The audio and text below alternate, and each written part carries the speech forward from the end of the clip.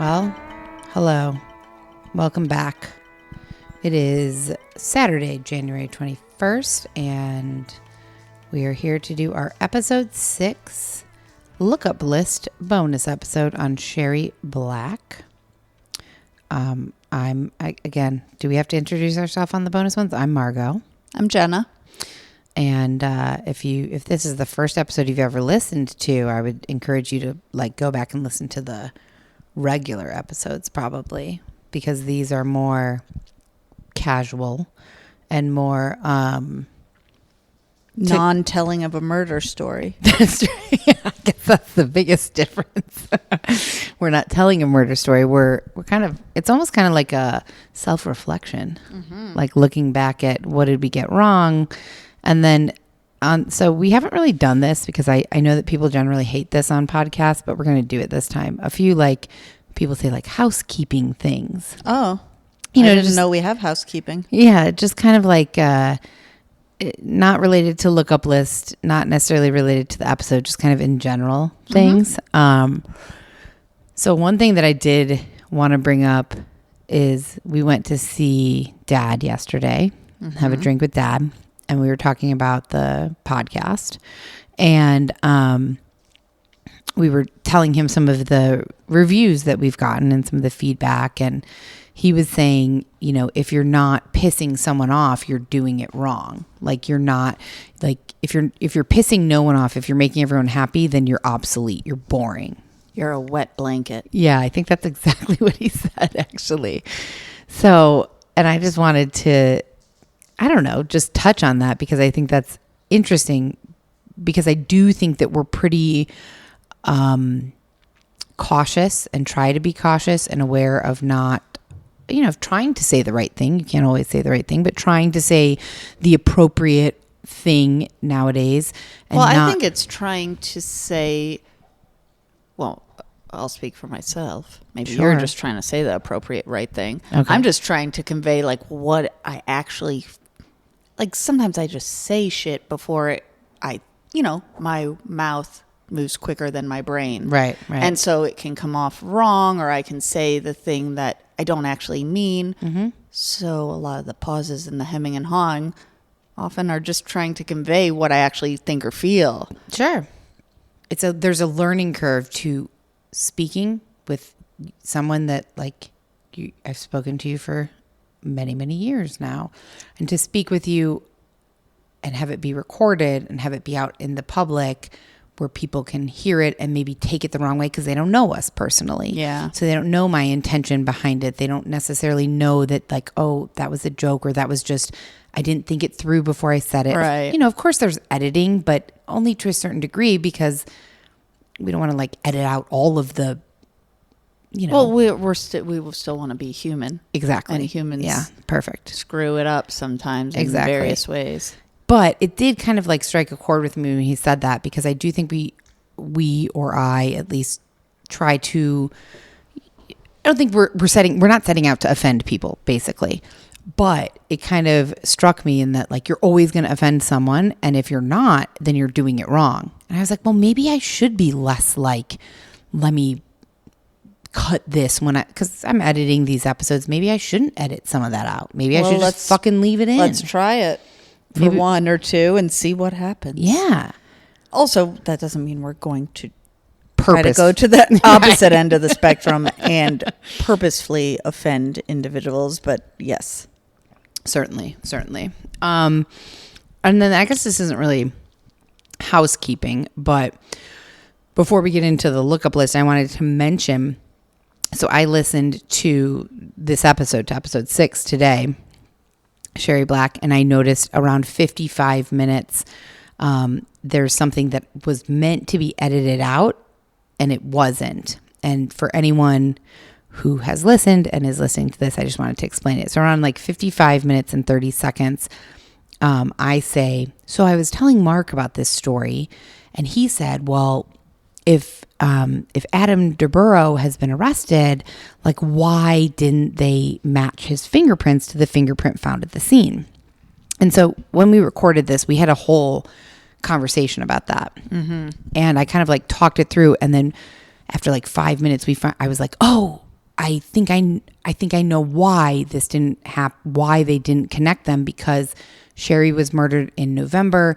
Adam wasn't arrested for theft or breaking and entering, whatever, until December or January. And he wasn't a prior offender. Right. So Right.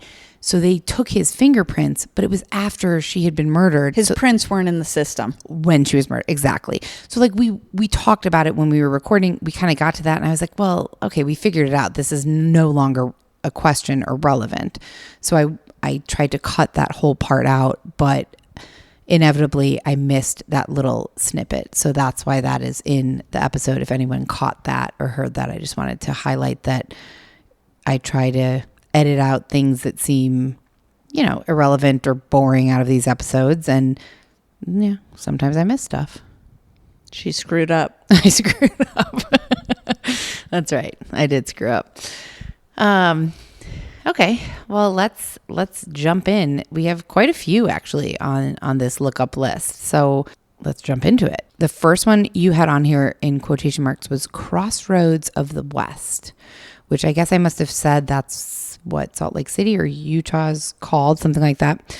And I found when I Googled Crossroads of the West and Utah, it says, located in the foothills of the Wasatch Mountains in the northeast corner of Utah, Salt Lake is also known as the Crossroads of the West for the first transcontinental railroad that was completed nearby in 1869, turning the area into a boomtown fueled by its profitable mining industry. Yeah.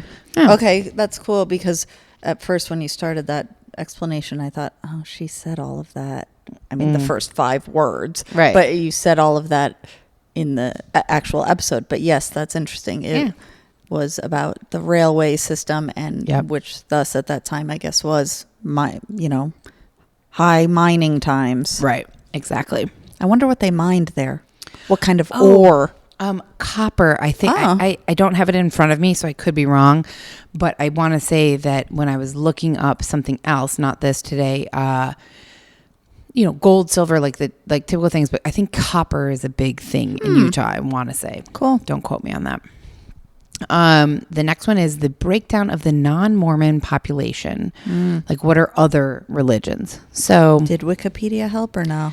A little bit. It was actually harder to find this than I thought. So Mormon, this is from a couple different sources. I kind of collected it.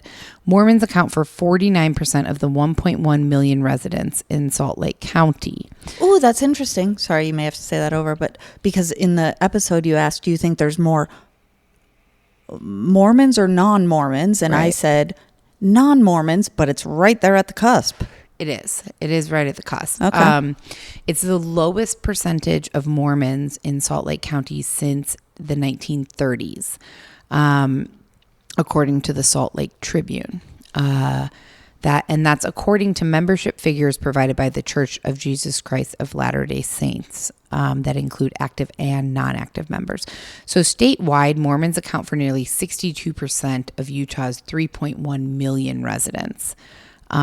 And that number is also down. So the Mormon population, I guess, is smaller than it has been ever before, basically. What, 62%? Say that one again. 62% are Mormon of the 3.1 million residents in all of Utah. Utah, not thank just you. Salt Lake City. And then 49 point whatever 49. in Salt Lake City. Yeah. 49. Okay, yeah. Thank you. So an independent Mormon researcher, Matt Martinish, says that the number of people who are devoted Mormons is probably even lower. He estimates about 40% of Mormons are active. So if that was true, it would mean that only around 24% of Salt Lake County residents are active Mormons. So meaning like practicing. Maybe people identify as Mormon, but aren't actually fully like engaged in the church and doing Mormon things. Yeah, I guess. The director of demographic research at the University of Utah said this place is just becoming much more diverse. It is not just the data set that is including it. There are many data sets showing that, Mormons are becoming less of the population. They're becoming more people. So then the one other thing I found is that 75.4% of people in Salt Lake City are religious. 0.7% are Baptist, 0.3% are Episcopalian, 9% are Catholic, 0.6 are Lutheran, 0.4 are Methodist, 0.8 are Pentecostal, 0.4 are Presbyterian, 61.1 are Church of Jesus Christ of Latter-day Saints. In all of Utah. No, this is just in Salt Lake City. This is a totally different website. Okay, got it. You know, and this is actually not of the entire population. It's saying that 75% of the people in Salt Lake City of the religious people. Right. Got so it. These are the percentages of those religious people. That's a big jump. Is 9% of Catholic the next highest population of religious individuals? Yes. What about the Jews? 0.1% are Jewish. Yeah. 0.5% are of an Eastern faith, 0.5% are Islam, and 0.0% are of another Christian faith. So literally the lowest percentage in Salt Lake City are Jews, 0.1. 0.1. But now they really did clump up the Eastern religions. Yeah, it's a 0.5%. Like Hindu, Buddhist. Right. Yeah. And then Islam is something? 0.5. 0.5. Yeah. Oh, wow. 0.5 Islam, 0.5 of an Eastern faith. And then, you know, the rest of the breakdown is very much what? Christian, Baptist, Episcopalian, Lutheran, Methodist. That's all Christian. Yeah. And Catholic is 9% or something. Yeah. Oh, wow. I didn't really realize there were that many different Christian, like, faiths. yeah, I'd be so interested to know the difference between, like, what's the difference Like between Protestant, is that in there? Methodist, Presbyterian, Pentecostal, Lutheran, Episcopalian. Like, I don't know what any of that means, to be honest. Me neither. That'll be for another time. A different lookup list. Yeah. So this was an interesting one. You said, so I had mentioned in one of the, like, interesting beginning facts that Salt Lake City is considered one of the number one places for LGBTQIA communities. And you said, like, how is this determined? Is it by population? Is it by, like, support? And I don't have a totally specific answer to this, but I did find an article that I thought I would read a little bit from that was pretty interesting. It said, despite annual legislative skirmishes, entrenched LDS views, and a state constitutional amendment against same-sex marriage and church-endorsed programs to change gay men into straight ones, despite all of that, Salt Lake City is still a great place to be gay. It's so great, in fact, that the nation's oldest continuing LGBT publication, The Advocate, ranked Salt Lake as number 1 in recent gayest cities in America. So I think that's that's the fact I had shared. It beat out Seattle and San Francisco. But why? Okay, so the article acknowledges that few American cities can beat out established big city hotspots. This is a list where a great scene exists in less than expected locales. It's not specific, like, it's not scientific. So what you were asking is it population? Is it support? Like, what specifically makes it? This is more subjective of, like, it's a lesser known place that people would assume or would not assume is a big LGBTQIA, like, hub. Right. And yet it is. Right. And so that's what this article was saying. Like, it's not scientific. There's no specific facts or statistics supporting this. But this quote came from somebody, I'm not sure, in this article. And it says, while those unfamiliar with the Beehive State, which I did not look up, but fine, are likely to conjure images of the Mormon Tabernacle Choir, far less oppressive than it used to be, Salt Lake City has earned its queer cred. There are more than half a dozen hotspots for men and women, including the eco-friendly nightclub Jam, though the sustainable bamboo flooring is perhaps less of a draw than the packed dance floor. The Coffee Garden is a gathering spot for those looking for a caffeine fix. The Sundance Film Festival brings LGBT film buffs to screenings downtown. And lesbian-owned Mediterrina is a true wine bar that you can absolutely get a drink that you enjoy in this town. They also said that the community is nurtured and informed by the Utah Pride Center, a veritable hub of local LGBT life and sponsor of the city's annual Pride Festival, which is one of the summer's liveliest gatherings. So all of that is to say that it sounds like No, there's no like specifics as to why the city was ranked by the Advocate as being one of the number one places to be gay. It just sounds like there's a lot of establishments that are gay owned, and it's just a super gay friendly state. There you go. City. Okay, but it's interesting because you said Sundance, and isn't that in Park City? I believe it is. So I guess that's what got me thinking state, but okay, city, Salt Lake. Yeah. Also, you said something about beehive something. The Beehive State. Yeah, and obviously it's Utah. I just looked it up. I just wanted to confirm. That's what they call it. The state of the hive, when Brigham Young... Yeah, I'm not going to read that. It's kind of boring.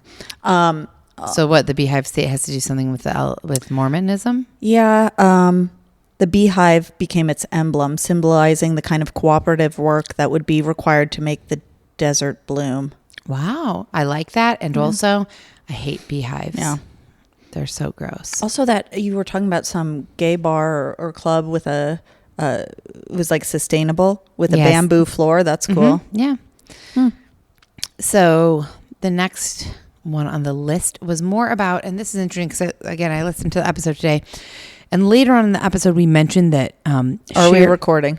Yes. Okay. That Sherry's... later on in the episode, we mentioned that Sherry's daughter, Heidi, eventually grew up and married the CEO of the Utah Jazz. Earlier on in the episode, when we actually recorded it, we talked about that. I cut it out. So when it comes up later in the episode, it's kind of like... It's like, well, how does Jenna know that? It's because we talked about it earlier and I cut it out. It just didn't work.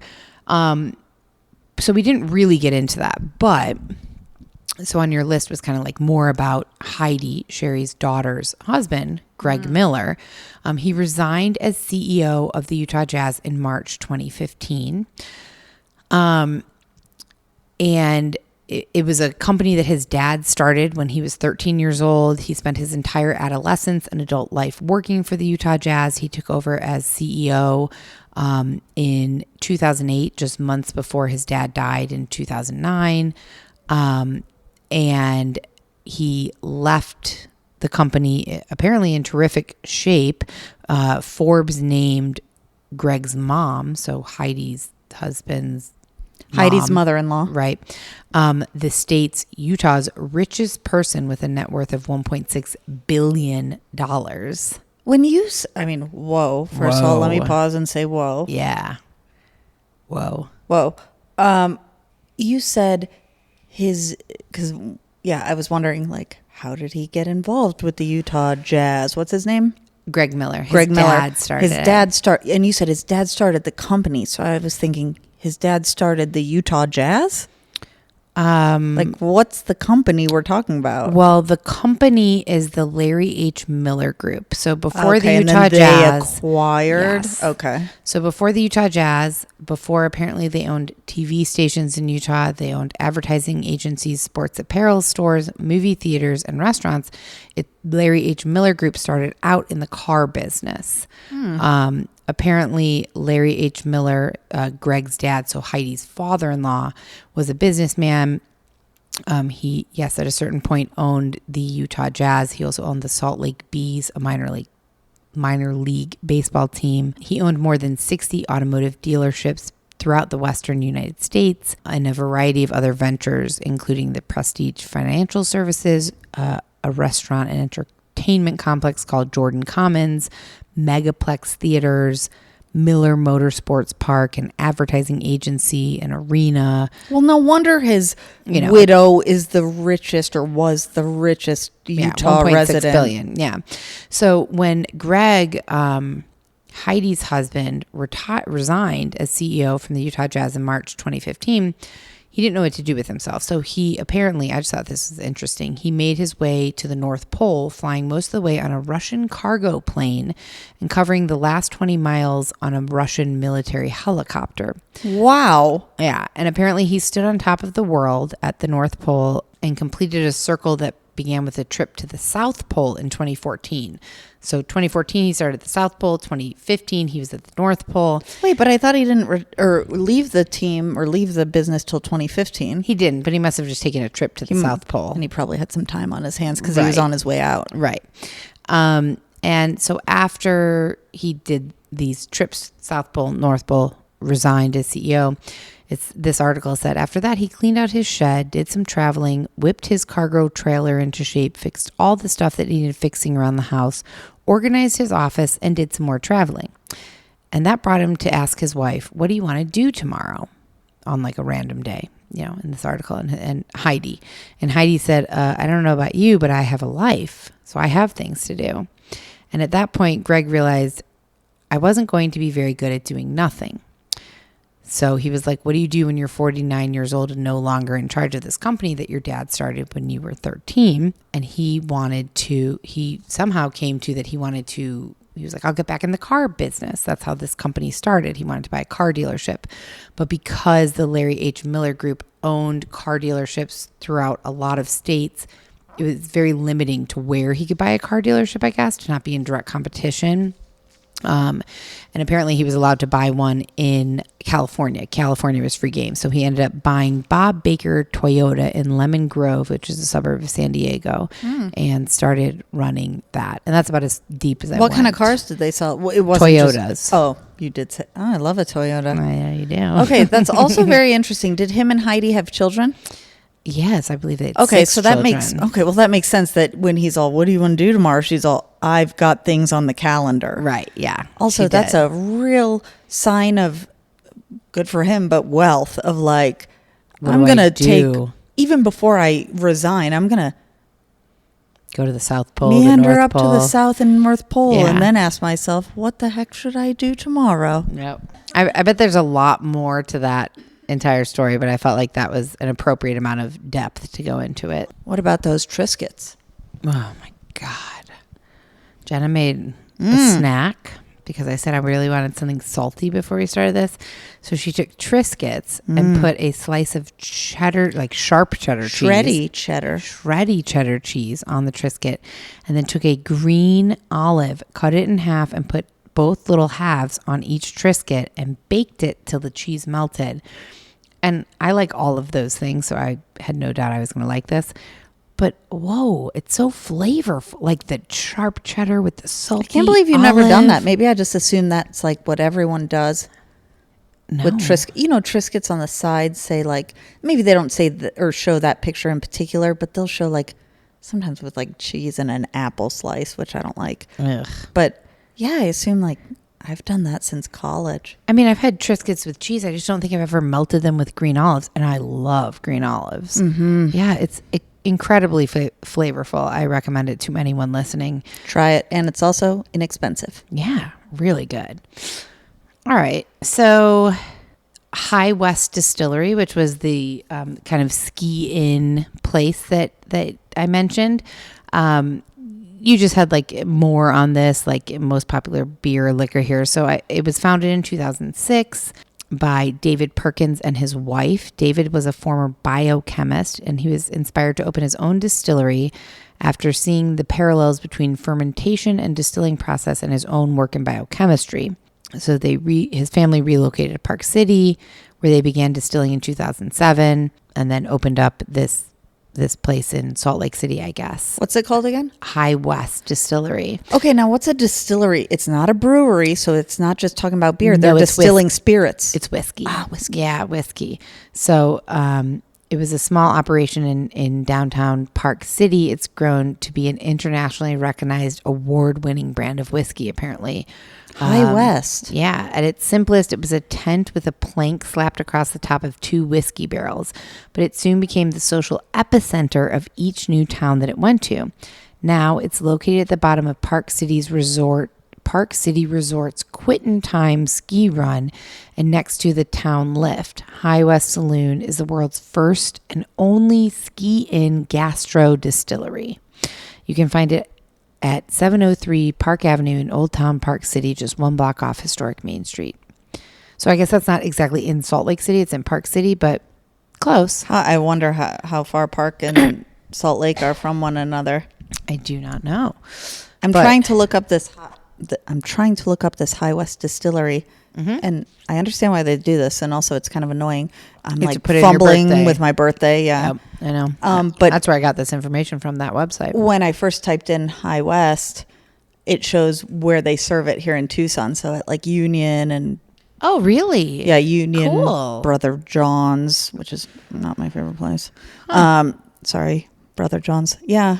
Okay, that's cool. Yeah, perfect lead in to 3.2% beer. What you had written down, does it actually mean alcohol content as we discussed, or what does it mean? So 3.2% beer is a type of beer with 3.2% alcohol by weight. So AWB, which is what you see on all the alcohol bottles. AWB? ABV. Alcohol by volume? What is it? Yeah, it should be ABW. Alcohol by Weight. Oh, I thought ABV by volume, but anyways. I think that's probably true as well. It's supposedly a low alcohol content type of beer. In a few states, 3.2 beer is the only type of alcoholic beverage that can be sold in grocery stores and supermarkets. In these states, other types of liquor, such as wine or beer, that have higher alcohol content are prohibited from being sold in these public establishments like grocery stores or supermarkets, and must be sold at like specific liquor stores. It's kind of apparently a relic. 3.2 beer is a relic of dry states. It's like as high as they can go before they hit that limit. Right. So in most other states that did not continue with the alcohol ban and were therefore known as wet states, 3.2 beer was not really a thing because the alcohol laws in these states allowed grocery stores, drugstores, whatever, to sell alcoholic drinks, which is so interesting. Like Arizona. Right. So, I mean, another question on here that we'll get to, I guess maybe we could do next is what is Georgia? Because, so it was really interesting so I turned 21 here in Arizona. It was the first time I could drink. And all that I knew was like, you go to the Circle K and buy vodka or whiskey or anything. Like you could literally get any alcohol at a gas station, at a supermarket, anywhere. All the alcohols were sold at all the stores that sold alcohol. All alcohol everywhere. Yeah. And then when I moved to Georgia in, 2009 maybe or something, 2010, it was like at the grocery store, you could only get beer and wine. And you had to get hard alcohol at a specific liquor store. And you could only buy alcohol, period, from the grocery store, from the beer, from the liquor store, from anything. When I first moved there, you couldn't buy it at all on Sunday. Nothing. You couldn't buy alcohol on Sunday at all. And then it was what, after And then it noon? changed to be, yes, you had to buy it after 12 p.m. on Sundays. So I was looking up like what is the laws in Georgia? So Georgia is one of several states that allows individual counties to create their own rules and regulations. So during COVID, the state government made some statewide changes to alcohol policies to help restaurants stay afloat. In May of 2021, they passed a bill that would permanently allow restaurants to sell to-go cocktails. It was meant to help businesses recover from, the pandemic. So that was probably never allowed before, no matter what day of the week. Never. Okay. So in May of 2021, restaurants were permitted to sell a maximum of 2 alcoholic beverages per entree in sealed containers, and customers were supposed to place these drinks in the glove box or trunk of their car while in transport. How do you put a drink in the glove box, first of all? Yeah, that is interesting because I know even here in Tucson, where it's never been a dry state or any sort of dry thing, or at least since I've been here, a lot of the bars and bar restaurants were doing to-go drinks. But also, it's illegal in Arizona, I believe, to have an open container. So how can they tell if you stick a big drink in a styrofoam thing with a lid? It's considered, Seems problematic. Yeah. Yeah, I have no idea. I mean, it seems like a great idea, but also problematic in if you got pulled over. Well, what's interesting is Georgia, obviously, so I did find this. Individual counties are allowed to set the days and time frames for alcohol sales, but they may not permit sales before 8 a.m. or after 11:45 p.m. from Monday through Saturday. And that's in pretty much all of Georgia. You can't buy liquor or beer or wine after 11:45 p.m.? No. Can you at a bar, though? At a bar you can, not at a grocery or liquor store. Right, correct. Yeah. Or before 8 a.m. So much stricter laws than here in Arizona, because I remember living in Flagstaff and like walking to the Circle K behind my apartment, and like, this sounds terrible, but like, on like a Saturday where we were drinking all night, getting like liquor at like 4 a.m. or something from the Circle K. Well, yeah, if something's open here, I believe you can get liquor. Well, There's yes, no I time know. constraints. If it's open and it sells liquor, beer or wine, you can buy it. Right. Yeah. And so it was much more stringent laws there in terms of that. But what's interesting to me is that I lived in Alpharetta and Roswell, and it had an open container law. So in Alpharetta, like this little suburban, it was, I don't know, 30 minutes north of Atlanta that I lived in, like real family oriented town, cute little downtown. But first of all, me and my friend Laura would like make a cocktail at my house, put it in a red cup, and walk downtown to go to dinner. And it was like Vegas. You could walk on the street allowed. with an open container. I walk around with alcohol, no problem, anywhere in this little town. But yet I can't buy alcohol at 11:50 p.m. Yeah, well, and also not on Sundays or until noon. Until noon on Sundays. I remember. In most places, yeah. I feel like I was having some drinks with Dad when we were visiting you in Alpharetta, and we were over a weekend. So I think on Saturday I said, "Well, let's just buy this additional thing of vodka, so we don't have to come back, and also like check our time, right? Yep. Something like that." Yeah. I mean, it's strange law. So like, is that going to stop? What I guess I want to know more, and this like, is why? we're going on, but I want to know: is that preventing people who want to drink that are problematic drinkers from drinking? No. Prohibition didn't even do that. So, well, I mean, like, if you're a problematic drinker and you live in Georgia and and you're going to buy 500 of whatever when buy 10 bottles of vodka. What's the purpose? Yeah, exactly. I think actually, well, now that I think about it, I don't know if this is right, but like, isn't Georgia or Atlanta or that area and Atlanta and the suburbs on the Bible Belt? Is that what it's called? The Bible Belt? Yep. Maybe it's something to do with religious kind of that could be somethings. That's true. I have no idea. Well, see, this is why we shouldn't do a lookup list, because then it turns into another lookup list. I know, but on every lookup list, we've said things and then we've been like, put it on lookup list number 2. We've never done lookup list number 2. I know. One day we would. I mean, should I write down lookup? I don't think we need to get that deep yet. I don't either. I don't think anybody is that interested except for us, probably. Mm-hmm. So one day maybe we'll go back through the episodes. You know what would be fun is to like go back through the episodes and have on and do like one major, like episode 1 through 10 lookup list, and have like a guest or two, like somebody who actually listens to the show, like some of the listeners who've written in and say they really like the show, have them come on and like talk about these just kind of random topics, because anyone could talk about or this put stuff. in their own things they want to look up, because my brain goes to one place, but my brain's not everyone's brain. Totally. Yeah, that'd be really interesting if anyone is actually listening to these and thinks like, ooh, I'd like to jump in and share my opinion on these random topics. Keep a running lookup list. Yeah, let us know. Keep a lookup list. Let us know. And maybe one day we could do like a, over Zoom, do a kind of listener lookup list. Mm-hmm. That'd be fun. Lookup list squared. Yeah, I like it.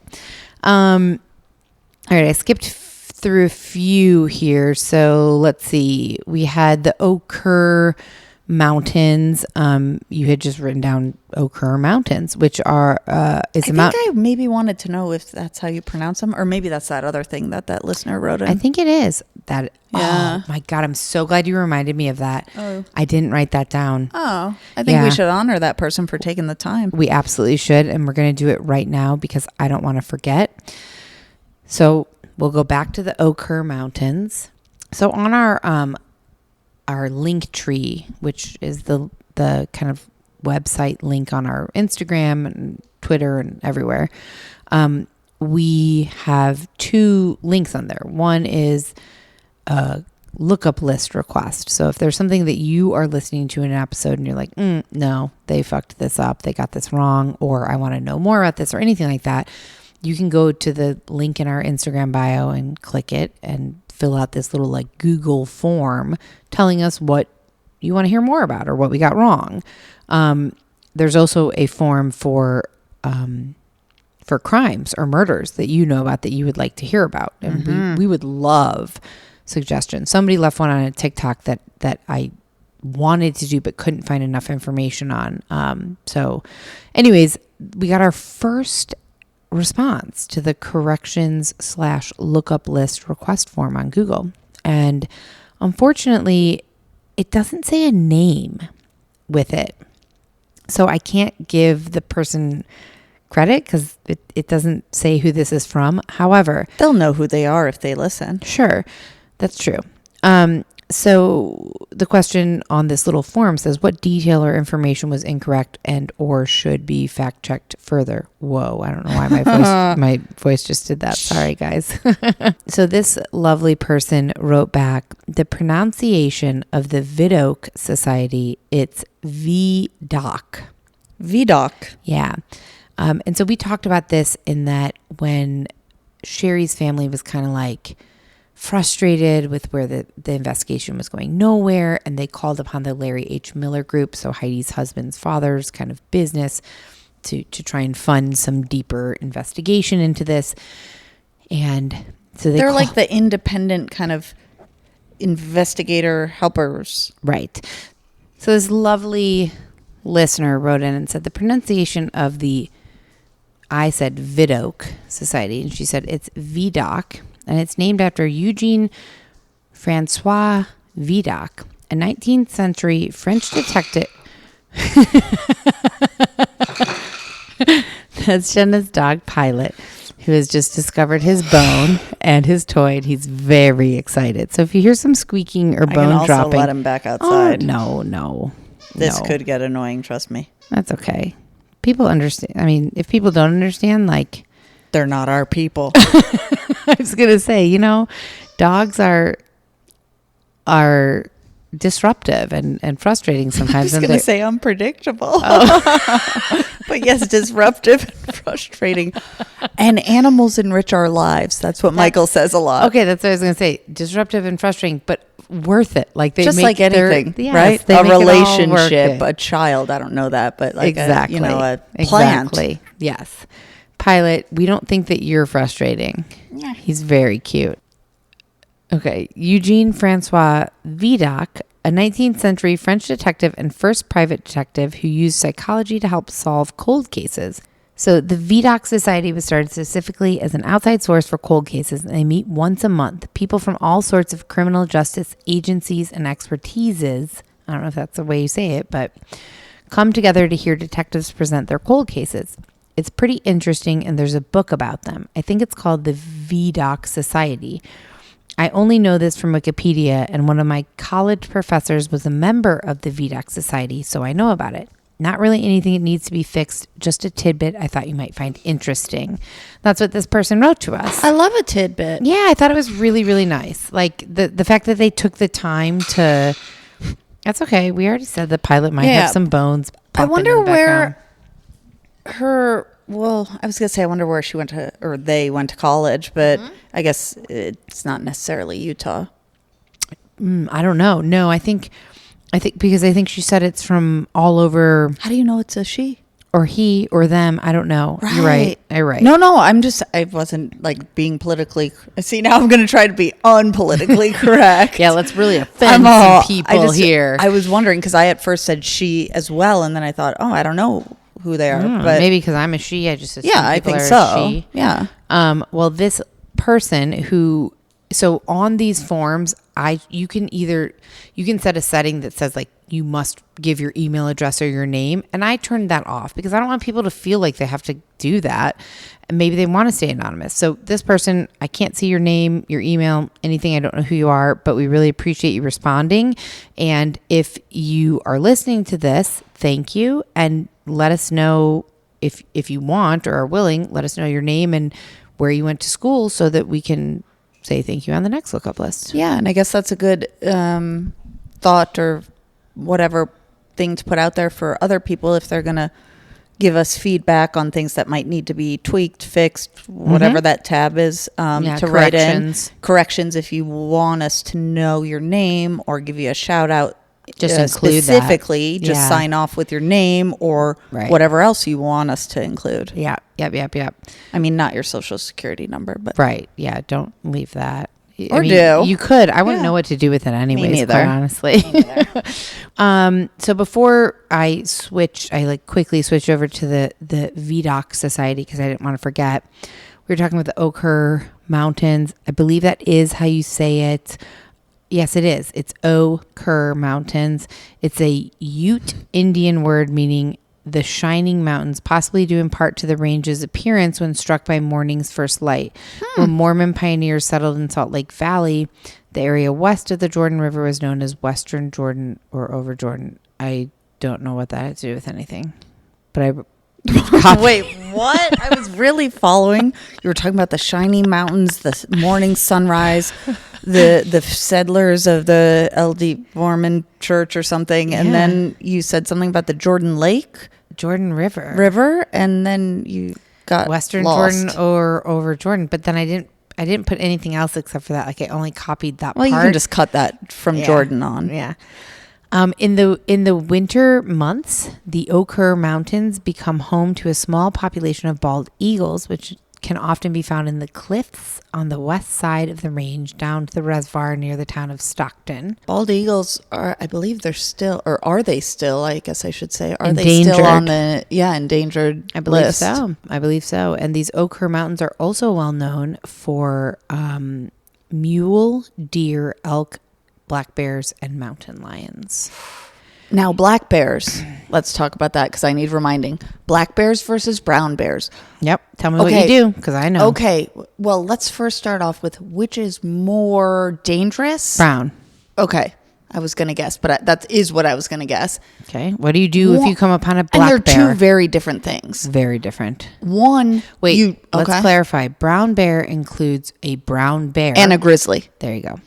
And, okay, so that's the more dangerous pile of bears. Mm-hmm.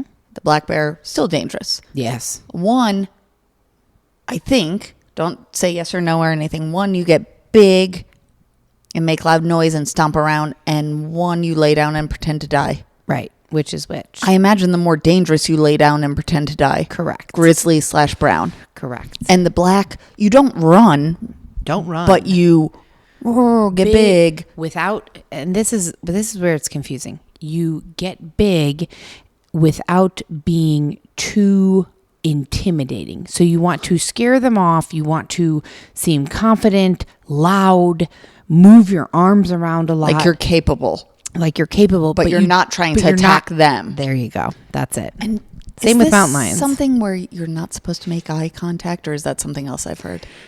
I don't think I think that's actually not a thing. I think that's something that people say, and I don't think that like people are like, don't make eye contact with horses. Like, don't look them direct. I think it's more about your energy with horses. It 100% and don't come up behind them, right? Yes. Yeah. Don't walk directly behind their butts because they can kick you. Yeah. But I think with most animals, it's your energy.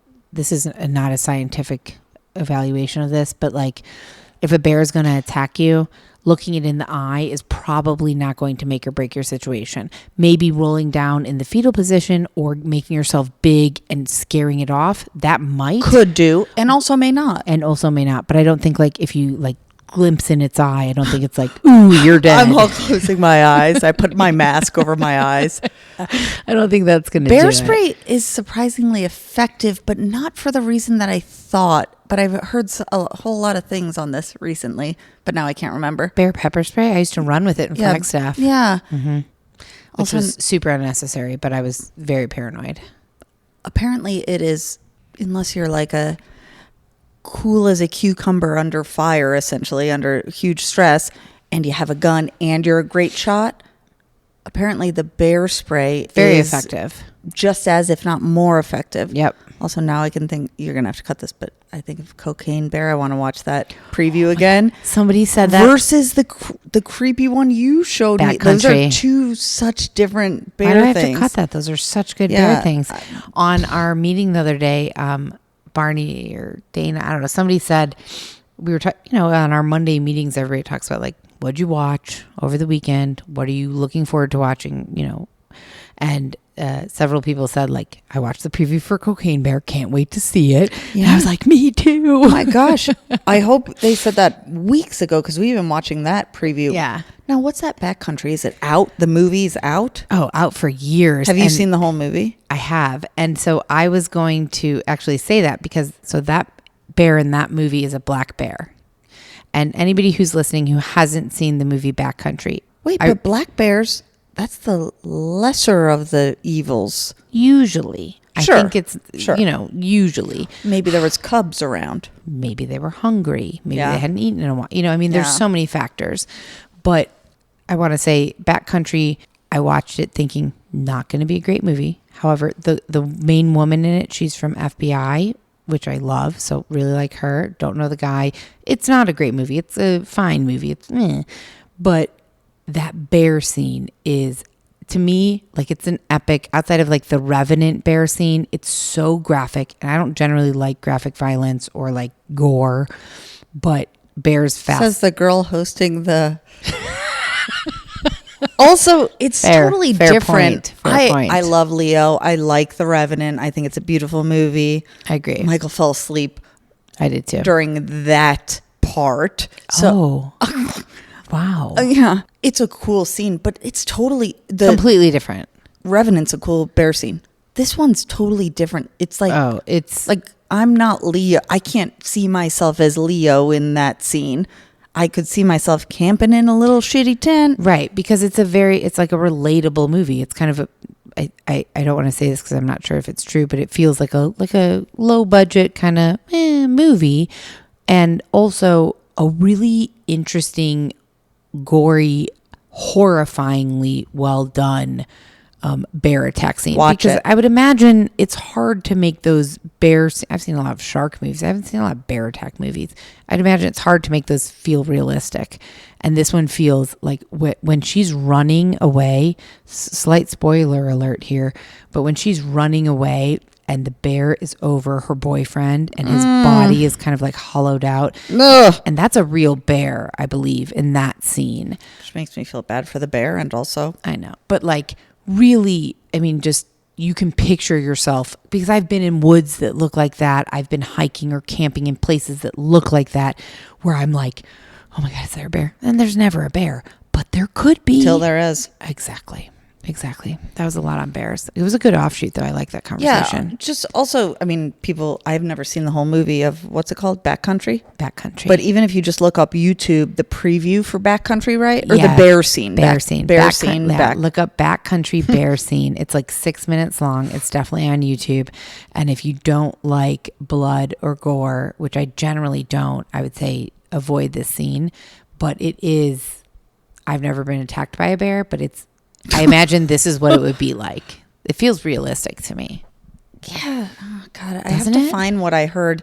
I think it was a different kind of, not true crime, but a scary podcast I listened to one night where, something where someone With a bear? was drug out of a tent by a bear. bear. It was like a true thing. Oh, drug you out of a told me about tent that. by a bear and tussled around for a minute or two. then But then, left? no, the bear... Ate them? This person, I can't remember, male, female, whoever, could not get the sleeping bag zipper stuck. And the bear, they were in a tent, this person, and maybe with someone else. The other person unzipped, got out, because the bear started tapping or scratching on the tent. And this person, and it was one of those like probably mummy bags where you're like all the way Really up. in there. Couldn't unzip it. And the bear Got into the got tent. with its little big nails, got onto the thing on the bag, into the person, and they were screaming, yelling, from what I can remember. And then, not long, 2 minutes, probably 20 seconds, drug them into the forest, never to be seen again. Yeah. Whoa. Oh, I would like to know what that is. You should find that. Maybe we should do these kind of podcasts. This is very interesting. I find this interesting too. Yeah. Whoa. Yeah. I have I think that most people have a fear of bears, but I have like a recurring bear nightmare. So, since I was little, a recurring bear nightmare. I haven't had it in a while actually, but always the same one. And for years and years and years. Do you die? Yeah. Well, I don't know. I assume I wake up after like the bear has drugged me off. Drugged you. Drugging me. Drugs and drags. Dragged me into I don't know the pronunciation, but yeah. And so kind of like what I just told you. yeah, I'm not in a tent, but You're I not come in a upon sleeping bag? No, I'm not in a sleeping bag. I'm hiking and I come upon bears, 2 bears, and it's like a very like so realistic. Like I can like see their nails and like in the dream, like feel the like bear breath on my face. Like it's so intense. I've had it, I mean, maybe since I was like 12 years old, I remember having this dream. And it's always the same bears, brown bears in the woods. I don't know what woods. I don't know why it happens, but I've had the dream forever and ever. So when I lived in Flagstaff alone and would take a pone running in the woods, that's why I carried bear spray. There's really not that many bears in the Coconino forest of But also, Flagstaff. is it that much of a stretch to go purchase bear spray and take it? Well, why that's not? Right, Yeah. because I was like, there's a reason I'm having this dream. Maybe this is what's going to happen. Never did. Thank Also, that's goodness. what I was going to ask. Have you ever looked up the interpretation of bears in your dream? I have not, actually. I'm going to now, though. I have a dream book we can look at after this. Yeah, Not that I have the not. dream book is, And I don't know exactly what you do. I mean, I know you make yourself big, make yourself small, depending on the bear type, but I think you just hope it doesn't happen. yeah, that's probably true.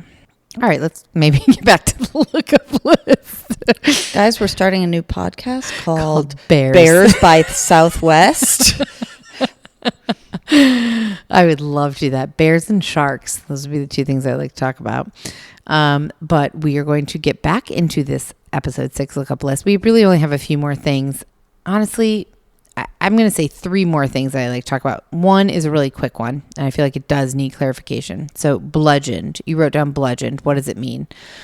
Hit by an object. You have hit by an object, ? So as a verb, bludgeon means to beat or hit someone repeatedly with a heavy object. Yeah. As a noun, which I didn't realize, to bludgeon someone, it is a short stick that usually has one thick or loaded end and is used as a weapon. Wait, but to noun. bludgeon someone, wouldn't that be a verb? So not to, yes. I said that a wrong. bludgeon. A bludgeon, yeah.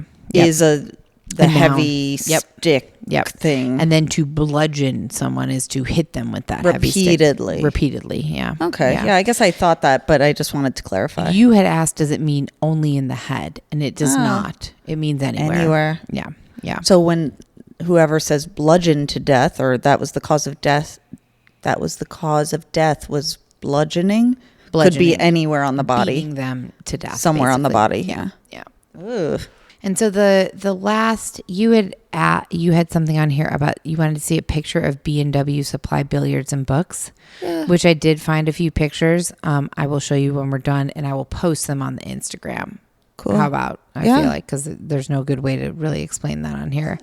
The last 2 things have to do with, well, I mean, there were a couple more things, but I'm going to kind of blow by them. You had it written down more on sushi being flown in. I could not find why Utah was known for good sushi or why it was flown in, but there is, I will say the one thing I found is that there is one of the best, it's not one of the best sushi restaurants in Salt Lake City. It's continuously recognized as one of the best restaurants, period, in Salt Lake City. It's called Takashi, and they fly their fish into the Salt Lake City airport daily. And From where? I know you probably don't know. I don't know, but it said that it's Probably so the Gulf of popular Mexico. that there's generally a line out the door and that it's totally worth it. A couple of the rolls, and this is going to make me super hungry, but it said a TNT roll is a fried roll with yellowtail, albacore, salmon, green onion, and hotter than hell sauce. Yum. This does not sound appealing to me. The strawberry fields roll, it's escalar, which I don't know what that is, strawberry, spicy sauce, chili peppers, toasted almonds, and eel sauce, which I love eel sauce. And then the black magic woman roll, which love because I love that song. It's something called stable fish, roasted red bell pepper, lemon pesto, ponzu sauce, and sesame seeds, and the crunchy ebi roll, which is shrimp tempura, avocado, masago, eel sauce, and tempura crumbs. I mean, all that generally sounds pretty I love good to sushi. me. Yeah, me too. It's interesting that you said whatever black something is your favorite. Black Magic Woman. Oh, yeah. Okay. I know that song. Yeah. But you know what you said right before that is Strawberry Fields, which I almost said, I freaking love that song. Strawberry Fields Forever. Weird. Oh, yeah. So, Look at what Takashi looks like. Cool. Yeah, it looks pretty nice. That's nice. Yeah. Yeah, it's supposed to be one of the absolute greatest restaurants in Salt Lake City. So shout out to Takashi. If we ever come to Salt Lake City, I hope we can eat there. Yum. It looks great. Yeah. So the last 2 things that I really want to talk about was you had asked more about phenotyping, DNA phenotyping, which I'm going to post as soon as we're done. I have the DNA phenotype that was done about Adam DeBurrow. And remember, they did one when he was like 18, 25, and 52 or whatever. So I'm going to post the one when he was 52. And it's pretty interesting. And so just briefly, I think we pretty well explained it on the episode, but just to kind of recap, DNA phenotyping is used to predict an organism's physical characteristics by using information collected from its genetic code. The sequence of genomes in any person's DNA can indicate possible observable traits: hair color, eye color, face shape, skin color, sex, and more. So the first time that it was used, I think, from what I can find, was in 2017 when the killer of Kendra Alston and her 3-year-old daughter was identified 6 years after the two had been found murdered in Columbia, South Carolina.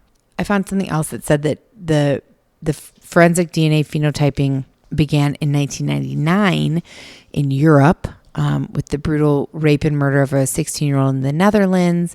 They used this to help track that killer. I have a bunch of other examples. This is why we need a website, because I don't want to just read through all of this stuff that I found. I feel like it's a little boring. We do, but I need to put like a blog on it where I can include some of this information for people who actually care to know more. What I thought was most interesting, rather than the examples of how it's been used, is the issues that people have with it. So even though DNA phenotyping has helped solve multiple mysteries and crimes, critics remain skeptical about this technology because creating an image from phenotyping, first of all, costs thousands of dollars, apparently, and the physical traits produced are nothing more than predictions that do not guarantee an individual's appearance. Many defining characteristics of someone's appearance, such as facial hair, dyed hair, scars, tattoos, weight, and height, are not found in one's DNA. So it only kind of provides this like snapshot, which might be somewhat incorrect, which could, so what a lot of people feel like is it could lead to, first of all, incorrect identification of people, and then also racial profiling. If the phenotype was produced, I'm not sure if that's how I talk about it, but yeah. Sure. And then if you see this person who you think is guilty, and then the phenotype here, right, and then your brain, makes associations that maybe aren't actually there, because sometimes people just have similar attributes. Exactly. Yeah. So the New York Times published a report interviewing DNA experts about the technology, and many raised concerns about its selective application. One person said, "This leads to a technology that is better able to make faces that are African American." Others noted that Parabon, which is the lab, Parabon Labs, did the phenotyping in the episode with Sherry, had not at the time published any research in peer-reviewed journals validating its method. DNA phenotyping is also not allowed in courts because the technology is still nascent, is the word, which I think means too early, perhaps. It kind of reminds me, not the nascent word, but like how you're not supposed to call them lie detectors. But nascent means just coming into existence. Oh, okay. It's too early. So that's the phenotyping. And this is the perfect the perfect lead into the last thing that I wanted to mention. This I found super fascinating. How can But none of the other things. Except that cocaine bear. I love cocaine bear. I can't wait to see it. Me too. Isn't it? It's what's her name? Rose Byrne from Physical and Neighbors. And wait, stuff? is it? Or is it Kristen Wiig? Who is it? Rose Byrne. You're probably right. She's in that jumpsuit. I thought it was. Oh, now I'm picturing all kinds of people, but I think you're actually very right with the first one. You know what I just typed into my phone? Cocaine Byrne. Carrie Russell. That's wow. Felicity. Yeah, that's weird, but okay. Yes. And also, do you know who's in it? We like her. I think you like her. She's in Your Honor. Margot Martindale. She's great. She's also from The Leftovers. Yep. Yeah. I like her a lot. Does she spell her name like you? No T. Okay, last thing. If you submit your DNA to 23andMe, how can they use your DNA? This is a big one for me. Neither me or Jenna have done this. I've thought about doing it. So according to the 23andMe website, they say, we will never share your genetic or self-reported data with employers, insurance companies, public databases, or third-party marketers without your explicit consent. Okay, great. They also say, we will not release any individual level personal information to law enforcement unless subpoenaed. we are required to do so by court order, subpoena, search warrant, or other requests that we determine as legally valid.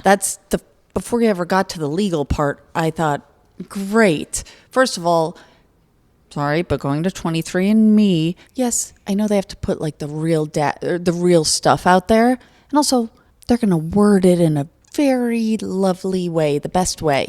So get off the 23andMe site, but also, yes, subpoena, which is so easy to get. Or a warrant.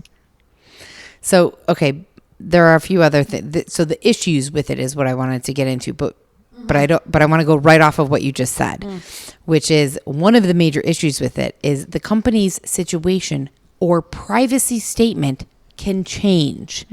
Companies change. They are bought, sold, and go out of business. And what happens to your data then? There are no limits on what these companies can do. They just have to state it in their privacy policy, which they can change at any time. Right. Maybe there's an expiry date of 1 year or 1 month or 10 years. Exactly.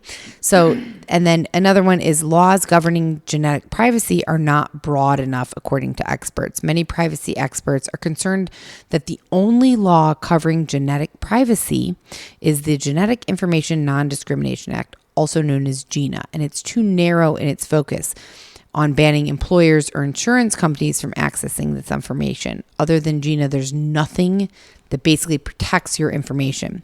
Also, another issue is that law enforcement knows that these companies have your DNA and they want it, and they're asking for it already. And they can subpoena them. Right. Requests from law enforcement and courts for your data are already happening and can be done under subpoena or search warrants. I found this in an article. It says, remember the Golden State Killer case that was recently cracked after decades?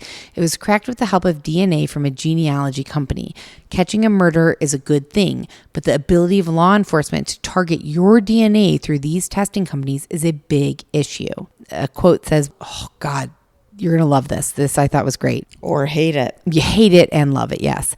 When you provide your genetic information to a DNA testing company, you are also providing information about those related to you, including distant cousins. When your relatives, including distant ones that you may not even know, provide their DNA, they're also providing genetic information about you. Yep.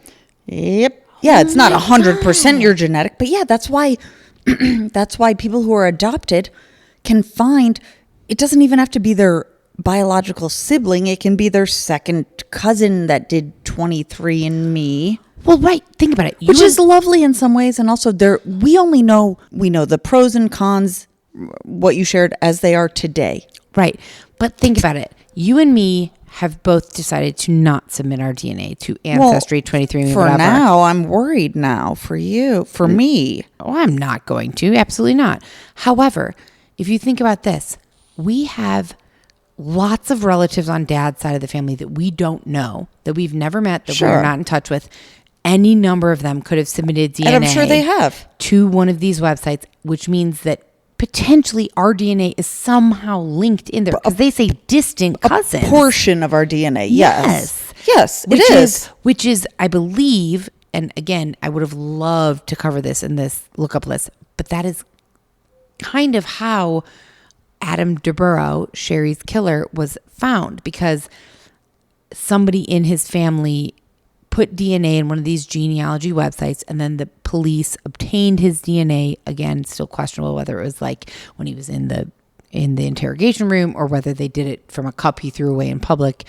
I still cannot find any hard evidence stating one or the other. Let's just say it was on his coffee cup in the investigation room. Yeah, fine. Either way, yeah, it doesn't matter. They obtained his DNA, and someone in his distant family had put DNA in one of these websites, and that plus the composite from the phenotyping allowed them to capture him, which wonderful. In this case, excellent. I get that. That's what I was going to say. Great. It is wonderful, and also scary. It's just weird, and also where is technology? Science and technology is constantly evolving, obviously, and yeah, it's a little bit frightening. Let's not get into AI. Oh gosh, we already went on a bear tangent. We'll keep the the AI tangent for another day. I'm looking out the window right now in your back. We're at Jenna's house today. I'm looking out your back window at these. What are those? Mooring doves? Yeah, I think they're just doves, not pigeons, doves. They're so cute. I just like to call them morning doves. They're so cute. Yeah, they're kissing. So adorable. They're like cleaning themselves and kissing at the same time. Anyways, that's the lookup list for today. I kind of enjoyed this one because, well, they're sitting on top of each other right now. Maybe they're not sitting. Okie dokie. Well, with that, we're going to sign off. And watch the preview for Cocaine Bear. For Cocaine Bear, that's right. I just want to say thank you to everyone for listening. And I enjoyed this one a lot because we kind of did keep it a little bit looser and go on our bear tangent. Yeah, thank you. Happy, I guess by the time this comes out, it'll probably be Sunday, but happy weekend. And thank you for listening. We have a exciting episode for you on Monday that takes place right here in Tucson. So be sure to tune into that one and have a wonderful and safe weekend and send us your questions, your thoughts, your comments, and we appreciate all of you. And go out there and buy some bear spray. Good Bye, night. guys.